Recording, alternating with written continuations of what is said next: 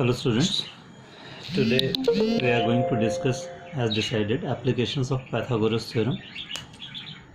I am taking some questions from your textbook only. Open your textbook and open exercise 6.5.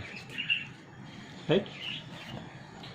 In exercise 6.5 I am taking question number 8 on page 151.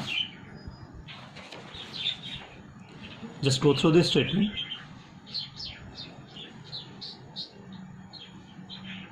In given figure, point O is in the interior of the triangle. OD is drawn perpendicular to BC.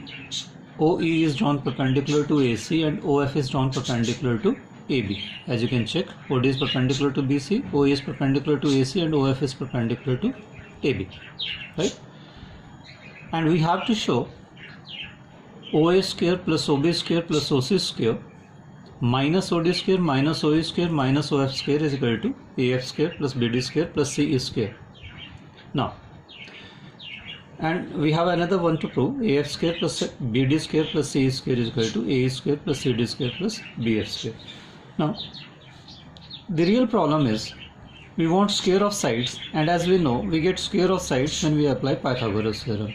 And for applying Pythagoras theorem, we need to have right triangles. But in given figure, there are no right triangles.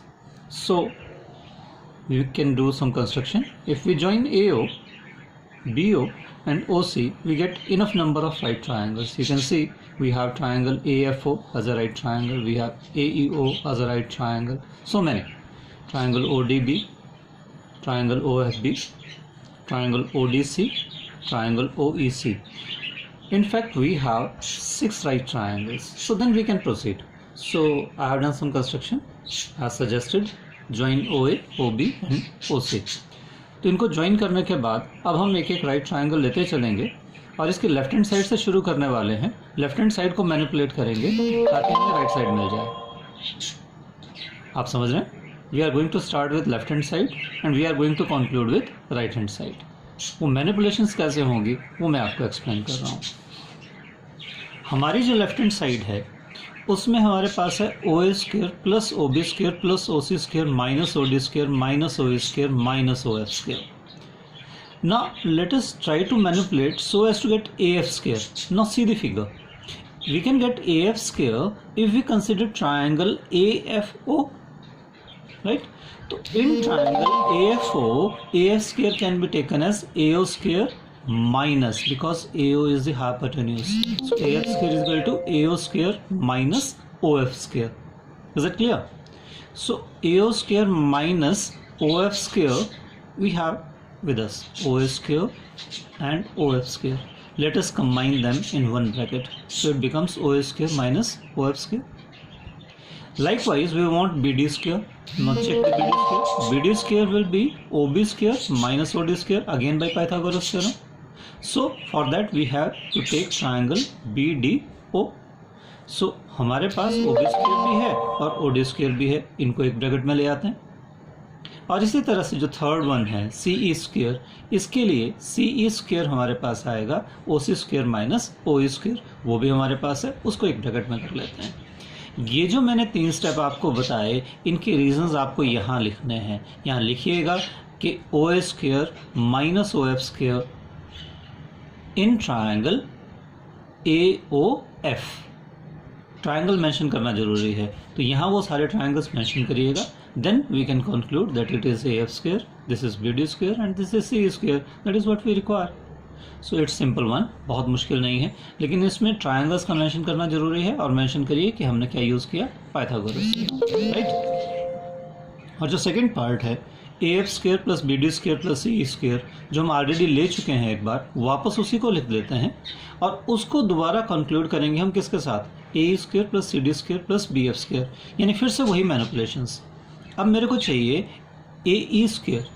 अगर AE square चाहिए तो मेरे को triangle AOE चाहिए. तो AOE में AE square will be AO square minus OE square. तो AO square मेरे पास है और OE स्क्वायर भी मेरे पास है. तो पहले मैंने OA स्क्वायर के साथ लिया था OF स्क्वायर. तो जैसी रिक्वायरमेंट है उसके मुताबिक करते जाएंगे. तो OA स्क्वायर के साथ OE स्क्वायर ले लिए, ओ बी स्क्वायर के साथ ओ एफ स्क्वायर ले लिया और ओ सी स्क्वायर के साथ ओ डी स्क्वायर ले लिया। फिर से राइट ट्राइंगल चेक करिए, ओ ए स्क्वायर, अगर मैं ये ओ ए स्क्वायर ले लूँ और इसमें से ओ ई स्क्वायर माइनस किया तो क्या आ गया, ए स्क्वायर। ऐसे ये किसके बराबर आ गया, बी एफ स्क्वायर, और ये किसके बराबर आ गया, C D square. So again Pythagoras theorem, और ट्राइंगल्स मेंशन करते जाइएगा। ये कौन से ट्राइंगल हमने ली, ये कौन से राइट ट्राइंगल हमने कंसिडर की, और ये कौन से राइट ट्राइंगल से हमें मिला। That's the proof of the two parts. मेरे ख्याल में ये समझ आ गया होगा। अब हम लेते हैं क्वेश्चन नंबर 14। क्वेश्चन नंबर 14 की स्टेटमेंट क्या कह रहा है कि हमारे पास एक ट्राइंगल ABC है। इसकी फिगर बहुत इंपॉर्टेंट है, क्योंकि अगर आप फिगर गलत बना लेंगे तो इसे प्रूव करना मुश्किल हो जाएगा।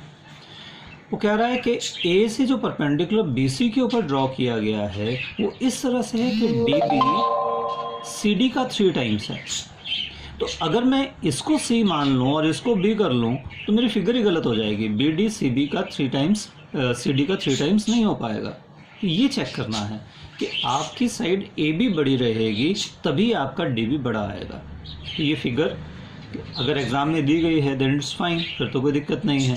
लेकिन अगर एग्ज़ाम में फिगर नहीं दे रखी है तो आपको फिगर लेते हुए इस चीज़ का ध्यान रखना है कि BD जो है वो CD का 3 टाइम्स नज़र भी आए। राइट, इसका सबसे बढ़िया तरीका क्या है कि आप पहले CB ले लीजिए, उसके ऊपर BD जो है CD का 3 टाइम्स ले लीजिए। इनफैक्ट इसका मतलब क्या हुआ कि अगर ये एक पार्ट है तो ये 3 पार्ट, यानी कुल कितने हो गए, 4 पार्ट। तो आप BC के 4 पार्ट मार्क कर लीजिए अंदाजे से, और उसमें 3 पार्ट पे D मार्क कर दीजिए। उससे CD 1 पार्ट हो जाएगा और DB 3 पार्ट हो जाएंगे। और इस लाइन के ऊपर कहीं आप एक पॉइंट A ले लीजिए और ट्राइंगल कंप्लीट कर लीजिए। अगर आप इस तरह से करेंगे तो आपका काम थोड़ा आसान हो जाएगा। वैसे अगर आपको समझ आ जाए तो जैसे मैंने कहा कि ट्राइंगल ABC इस तरह से लेना है कि AB बड़ा हो ताकि BD बड़ा नज़र आए, क्योंकि फिगर इंपॉर्टेंट है, फिगर समझ आनी चाहिए। अब हमें इसमें करना क्या है, हमें प्रूव करना था कि twice of AB square is equal to twice of AC square plus BC square. यहाँ तक पहुँचना है हमें। तो इसका सिंपल तरीका ये होता है, पाइथागोरस थ्योरम के नॉर्मली जितने क्वेश्चंस हैं हम एक साइड से शुरू करते हैं, दूसरी साइड पे कंक्लूड करते हैं। तो इस केस में मैं स्टार्ट कर रहा हूँ लेफ्ट हैंड साइड से, और लेफ्ट हैंड साइड में मैं 2 नहीं ले रहा हूँ, मैं सिर्फ AB स्क्वायर के साथ शुरू कर रहा हूँ, क्योंकि रिलेशन AB स्क्वायर से डेवलप होना है। तो अगर मैं AB स्क्वायर से शुरू करूँ तो स्क्वायर ऑफ क्वांटिटी है, पाइथागोरस थ्योरम में अप्लाई करनी है, तो एक सूटेबल राइट ट्राइंगल लेनी होगी। जब AB स्क्वायर लेना है इसका मतलब मेरे को राइट ट्राइंगल कौन सी लेनी पड़ेगी, ADB। ये सारी चीज़ें मैंने मेंशन कहीं की हैं, कहीं छोड़ दी हैं, जानबूझ के छोड़ी हैं ताकि आप इनके बारे में सोचें, और कोई दिक्कत आएगी तो फिर दोबारा पूछना। तो यहाँ से AB स्क्वायर जो है वो क्या हो गया, AD square plus BD square. Okay, अब हमें राइट हैंड साइड को ऑब्जर्व करिए, हमें AC स्क्वायर चाहिए। अब यहाँ AC स्क्वायर नहीं आ रहा है, लेकिन AD स्क्वायर जो है अगर मैं राइट ट्राइंगल ADC ले लूँ तो मेरे को इसमें AD AC पे कन्वर्ट हो जाएगा। तो AD square can be written as AC square minus CD square. Okay, तो AD square minus CD square plus DB square हो गया। DB जो है ध्यान रखिएगा, DB 3 पार्ट्स है और CD 1 पार्ट है, यानी DB को मैं BC के ऊपर कन्वर्ट कर सकता हूँ, तो BC आ जाएगा आराम से। अब AC स्क्वायर आ गया मेरे पास। ये जो CD है, जैसे मैंने इसको थोड़ा सिंपल बनाने के लिए इसको x मान लिया तो ये 3x हो गया, तो ये बन गया x का स्क्वायर और ये बन गया 3x का स्क्वायर। आप इसे ऐसे ही लिख सकते हैं, DB को 3CD भी लिख सकते हैं, उसमें कोई दिक्कत नहीं। मैंने x इसलिए मान लिया कि थोड़ा देखना आसान हो जाएगा। तो ये x स्क्वायर और ये 3x का होल स्क्वायर। जब मैं इसे ओपन करूंगा और इसे सिंप्लीफाई करूंगा तो मेरे पास आ जाएगा AC square plus 8x square. Right, अब x जो है, ये जो x है ये पूरे BC का कितना हो गया, 1/4। क्यों, क्योंकि 3 पार्ट ही 1 पार्ट ही 4 पार्ट कुल हो गए, तो CD उसका कितना रह गया, 1 part. So CD becomes 1/4 of BC। What does it mean, अगर मैं x की जगह, ये जो मेरे पास x है इसकी जगह मैं 1/4 BC रख दूं, AC square plus 8 times x की जगह 1/4 BC स्क्वायर अगर ले लो ये, तो यहाँ पे जब इसे ओपन करूंगा तो ये 1/16 हो जाएगा, 1/16 BC स्क्वायर। अब ये कट जाएगा तो इसमें अब मेरे पास रह गया A C square plus half B C square.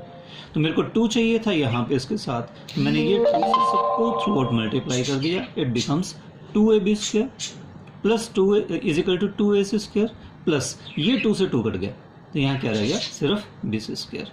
इस तरह से ये हमारा क्वेश्चन नंबर 14 भी प्रूव हो गया। राइट, एक और क्वेश्चन ले लेते हैं,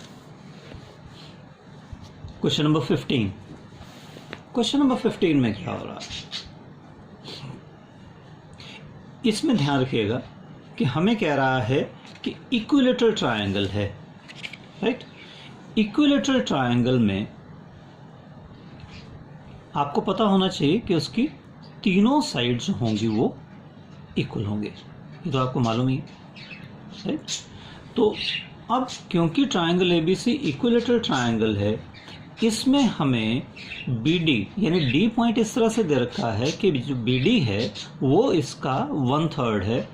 मतलब टोटल पार्ट्स कितने हो गए, 3, क्योंकि ये 1/3 है, तो एक पार्ट ये हो गया, तो DC कितना हो गया, 2 पार्ट। यानी अगर BD जो है वो BC का 1/3 है, तो DC जो होगा वो BC का 2/3 हो जाएगा। राइट, अब इसमें क्योंकि जो मुझे प्रूव करना है वो 9 times AB square is equal to 7 times AB square तक पहुंचाना है। कहने का मतलब ये है कि AD स्क्वायर मैं तभी ले पाऊंगा अगर उसके साथ में राइट ट्रायंगल होगा। सिंपल सी चीज़ है, स्क्वायर ऑफ क्वांटिटी है तो स्क्वायर हमें सिर्फ पाइथागोरस थ्योरम दे पाएगी। इसलिए मैं क्या करता हूँ, A से एक परपेंडिकुलर ड्रॉ कर लेता हूँ। ये मैंने कंस्ट्रक्शन की, ड्रॉ AM परपेंडिकुलर BC। बाकी चीज़ हुई जैसे मैंने पिछले क्वेश्चन में किया। हम जो हमें प्रूव करना है 9 times AD square is equal to 7 times AB square, इसमें मैं AD स्क्वायर से शुरू कर लेता हूँ। तो AD स्क्वायर क्या हो जाएगा, AM square plus DM square. अब ध्यान रखना है कि ना हमें AM चाहिए ना DM चाहिए, हमें तो AB चाहिए। यानी AB मिल जाए, AC मिल जाए तो भी कोई बात नहीं, BC मिल जाए तो भी कोई बात नहीं, क्योंकि इक्विलेटरल ट्रायंगल है, AB AC और BC तीनों बराबर हैं, तो किसी में कन्वर्ट हो जाए। राइट, तो AM स्क्वायर सबसे पहले इसको हटाते हैं।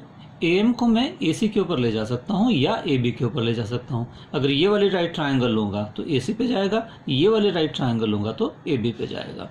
मैंने AB पे कन्वर्ट किया, यानी यहाँ पे मैंने कौन सी ट्रायंगल ली, ये ध्यान रखना है, मैंने ट्रायंगल ली AMB। अब AMB में AM स्क्वायर जब लूँगा, क्योंकि AB हाइपोटेन्यूज है इसलिए माइनस आएगा, प्लस नहीं आएगा, इस चीज़ का ध्यान रखना है।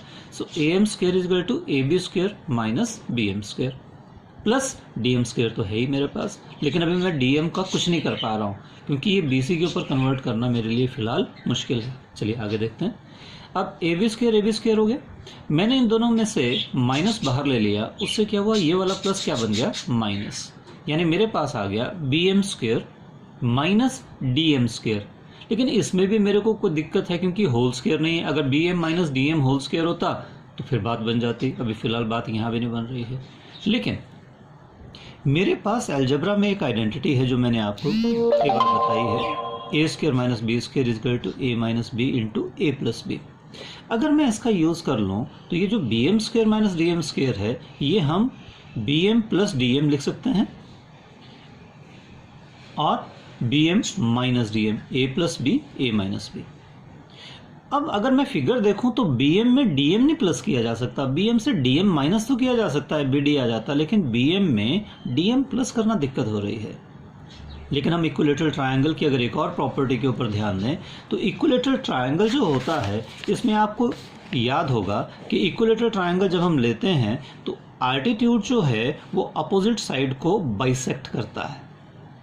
ठीक है ना, जैसे अगर मान लो ये ट्रायंगल PQR है और ये इसके ऊपर आल्टीट्यूड है, तो QS और SR बराबर होंगे। 9th क्लास में हमने कॉन्ग्रुएंस से किया था कि दोनों ट्रायंगल कॉन्ग्रुएंट हो जाते हैं। ठीक है, तो हम क्या करते हैं, हम सीधे इसको प्रॉपर्टी की तरह यूज़ कर लेते हैं, यानी BM और CM बराबर है। अब मैं CM की तरफ क्यों जा रहा हूँ, क्योंकि BM में DM तो प्लस नहीं कर सकते, लेकिन CM में अगर DM प्लस हो जाएगा तो ये CD बन जाएगा। इसलिए मैं यहाँ पे BM को किससे रिप्लेस कर देता हूँ, CM से। ये यहाँ पे रीज़न देना है, because BM is equal to CM। Why, in equilateral triangle altitude bisects the opposite side. तो मैंने BM को CM से रिप्लेस कर दिया। अब जब ये हो गया और B M minus D M तो आपको दिख ही रहा है, वो तो हमारे पास बी डी आ ही जा रहा है, तो C M plus D M करने से ये सी डी बन गया। अब सी डी भी कन्वर्ट हो जाएगा बी सी पे और बी डी भी कन्वर्ट हो जाएगा। सी डी जो है वो 2/3 हो गया जैसे मैंने कहा, और बी डी जो है ये 1/3 हो जाएगा। So C D will become 2/3 of B C and B D will become 1/3 of B C, यानी ये 2/9 हो गया, बी सी स्क्वेयर हो गया, B C into B C square. लेकिन दिक्कत क्या है कि बी सी स्क्वेयर हमें नहीं चाहिए, हमें तो ए बी स्क्वेयर चाहिए, और ये मैं पहले कह चुका हूँ कि बी सी और ए बी आपस में बराबर हैं। क्यों बराबर हैं? क्योंकि इक्विलेटरल ट्रायंगल है, तो मैं बी सी स्क्वेयर की जगह ए बी स्क्वेयर ले सकता हूँ। तो A B square minus 2/9 A B square हो गया, एलसीएम लिया 9 A B square minus 2 A B square become 7/9 A B square.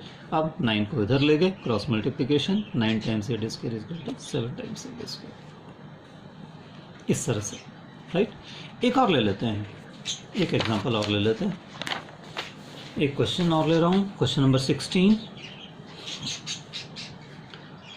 फिर से एक इक्विलेटरल ट्रायंगल है ABC। In an equilateral triangle prove that 3 times the square of one side is equal to 4 times the square of one of its altitude. तो फिर से एक equilateral triangle है, all 3 sides will be equal, right. हमें prove करना है कि 3 times square of one side यानी 3AB square is equal to 4 times the square of one of its altitude 4 times यहाँ तक पहुँचना है, राइट। तो इक्विलेटरल ट्रायंगल है तो A B A C B C बराबर होंगे, आल्टीट्यूड है ए डी तो मतलब एंगल 90 का होगा, यानी मैं सीधे सीधे पाइथागोरस थ्योरम यूज़ कर सकता हूँ। तो ए बी स्क्वायर जैसे मैंने आपको कहा था लेफ्ट साइड से शुरू कर रहा हूँ, 3 से नहीं ले रहा हूँ, ए बी स्क्वायर ही ले रहा हूँ सिर्फ, उसी से कन्वर्ट करना शुरू करते हैं। ए बी स्क्वायर जो होगा that will be A D square plus B D square by Pythagoras theorem, clear. फिर मैं क्या करता हूँ, ए डी स्क्वायर तो मेरे को चाहिए क्योंकि रिलेशन जो है वो आल्टीट्यूड के साथ है, लेकिन बी डी नहीं चाहिए। तो बी डी तो मेरे को पता ही है, अभी हमने पिछले क्वेश्चन में भी कहा कि बी डी जो है वो बी सी का हाफ होगा, क्योंकि इक्विलेटरल ट्रायंगल में आल्टीट्यूड अपोजिट साइड को बाइसेक्ट करता है, मतलब ये बी डी और ये सी डी बराबर होंगे, यानी बी डी जो है वो पूरे बी सी का हाफ होगा। तो A B square is equal to A D square plus half B C square, बस अब इसको चेंज कर दो, हाफ बी सी का होल स्क्वायर है तो हाफ का स्क्वायर 1/4 हो जाएगा, 1/4 बी सी स्क्वायर। फिर वैसे जैसे पिछले क्वेश्चन में किया, बी सी और ए बी बराबर हैं तो बी सी को रिप्लेस कर दिया ए बी से, क्योंकि ये ट्रायंगल इक्विलेटरल है, बस खत्म। ए बी स्क्वायर, अब इसको इधर ले माइनस हो गया, उसके बाद एलसीएम ले लीजिए, ये 4 A B square minus 1 A B square becomes 3, so 3/4 A B square हो गया एलसीएम लेने से। अब 4 को क्रॉस मल्टीप्लाई करिए, इधर ले जाइए, 3 A B square is equal to 4 A D square. तो ये क्वेश्चन इतना मुश्किल नहीं है। पाइथागोरस थ्योरम के जो क्वेश्चन होंगे इनमें कोशिश करिए कि एक साइड से शुरू करें, दूसरी साइड पे कंक्लूड करें, बस राइट ट्रायंगल ढूंढते जाइए, अप्लाई करते जाइए, आपको प्रूफ करने में बहुत दिक्कत नहीं होगी। मेरे ख्याल में हमने जो आज 3-4 क्वेश्चन लिए ये आपको अच्छे से समझ आ गए होंगे। टोटल में 4 क्वेश्चन लिए हैं आज, राइट, और ये चारों ही क्वेश्चन बहुत इंपॉर्टेंट हैं, इसलिए मैंने इनके सॉल्यूशंस आपके साथ डिस्कस किए।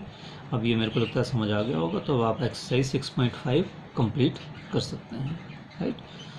सो फिर भी अगर कोई दिक्कत रहे तो मेरे को बताइए, ताकि मैं फिर आपको थोड़ा सा एक्सप्लेन कर दूंगा, एक छोटा सा वीडियो बना के।